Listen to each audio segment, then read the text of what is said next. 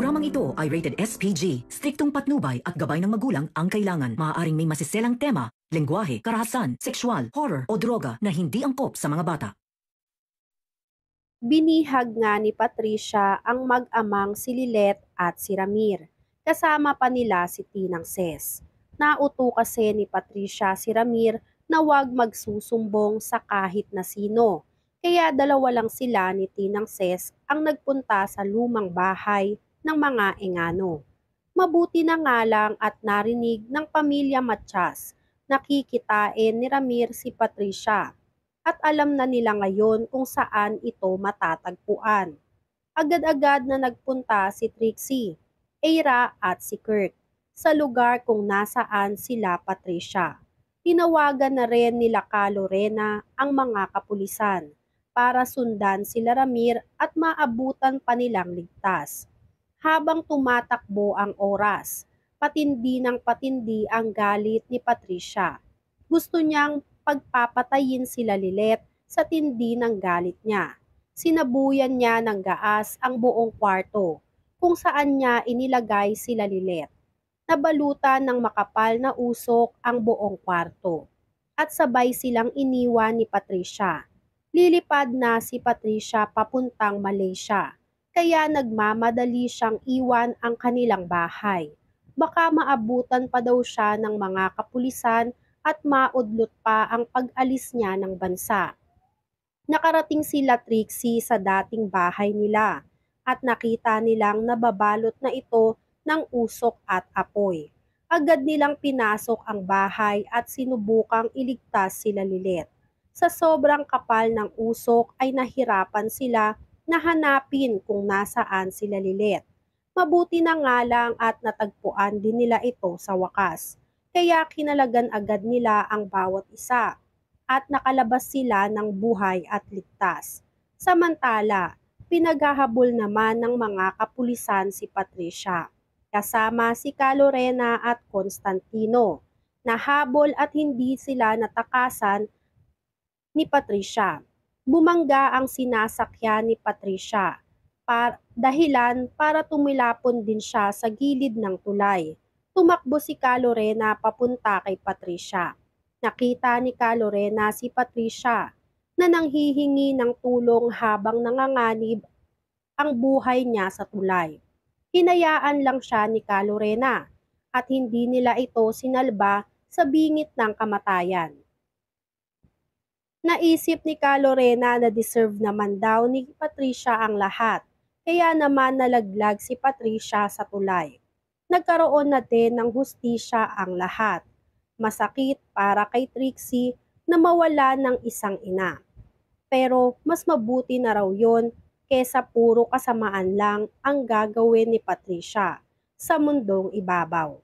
Sa harap ng puntod ni Atty. Meredith ay nangako ang magkakapatid na sila Lilet, Eira at Trixie na hinding-hindi sila maghihiwalay. Sila-sila pa din ang magkakasama habang buhay. Nakalipas ang ilang mga buwan, mas naging maayos ang takbo ng kanilang buhay. Wala nang nanggugulo. Naging masaya sila sa kani-kanilang mga buhay. Samantala, ang ating bida na si Lilet Matias ay nagpatuloy sa pagtatanggol sa mga naaapi. Pinagpatuloy ni Lilet ang lahat ng mga pangarap niya. Natutuwa naman ang buong pamilya Matias sa lahat ng tagumpay na nakamit ni Lilet. Sa katunayan nga ay umatin pa nga ang ating bida sa isang okasyon kung saan imbitado ang presidente ng Pilipinas na si Federico. Ginawaran si Lilet ng award bilang Outstanding Woman in the World. Sobrang proud na proud ang lahat kay Lilet dahil sa mga tagumpay na nakamit nito.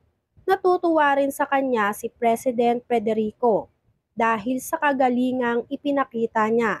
Manang-mana nga siya sa kanyang ina na si Atty. Meredith.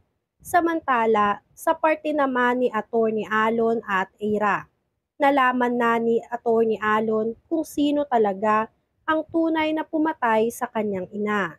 Sising-sisi si Atty. Alon dahil ginugol niya nga ang panahon niya sa maling tao. at maling akusasyon at sa paghihiganti. Kung ginamit lang daw sana ni Atty. Alon ang buhay niya sa paghahanap ng tunay na salarin sa pagkamatay ng kanyang ina, ay maganda sana ang kalagayan niya ngayon at hindi siya nagdudusa sa kulungan. At sana ay kasama niya ang anak nila. Dumaan ang mga araw. Nakapanganak na si Era at isinilang niya ang anak nila ni Atty. Alon.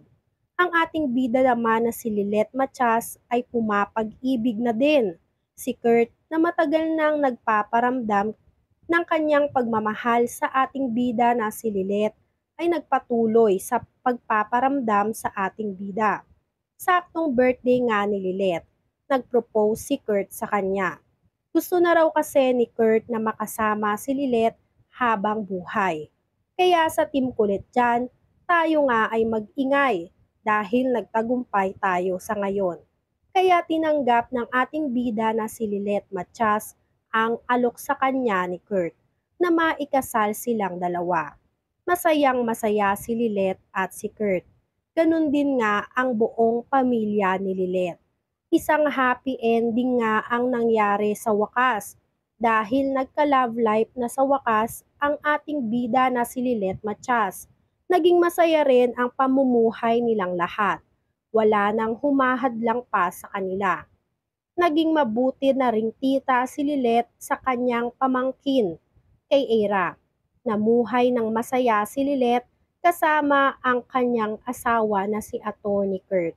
Naikasal na din si Lilet kay Atty. Kurt at namuhay silang matiwasay at masaya.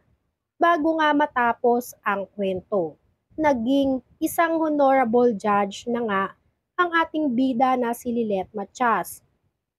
Sa tindi kasi ng kanyang dedikasyon sa trabaho, hindi siya sumuko. Hindi sumuko si Lilet sa kanyang mga pangarap. Nag-iwan pa nga ng isang paalala ang ating bida na si Lilet Matias na wag susuko sa ating mga pangarap. Maaabot at maaabot din daw natin ang ating mga pangarap sa tamang panahon. Basta gawin lang natin kung ano ang best natin. Pasasaan pa at lahat ng ating paghihirap ay magbubunga rin sa darating na araw. Isang happy ending para sa Lilet Matias, Atty. Atlo.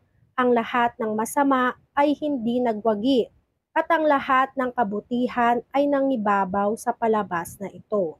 Nagkaroon nga ng happy ending ang Atty. Lilet Matias.